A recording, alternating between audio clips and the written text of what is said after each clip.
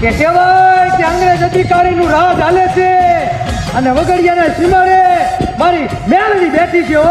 રોજ ભક્તિ થાય છે, માતાજીના ગરબા ગવાય છે અને તેથી કહેવાય કે અંગ્રેજ અધિકારીએ કીધું કે ગામના સીમાડે કોઈ ધર્મ બેઠું છે ને એ ધર્મ ફગાઈ નાખવાનું છે, ત્યાં રેલના પાટા નાખવાના છે હો. અને તેથી ગામના બધા ભેગા થઈ અને અંગ્રેજને એટલું કીધું કે રવા દેજો, આ તો અમારી મેલડી છે. તેથી કીધું તું કે બધા આજે આવે ને એ બધાને ખતરી નાખજો, બધાને મારી નાખજો, બાકી મંદિર તો હટાઈ નાખવાનું થાય છે. તેથી બહારના ટકોરે હાય મારી મેલડી જઈતી હો.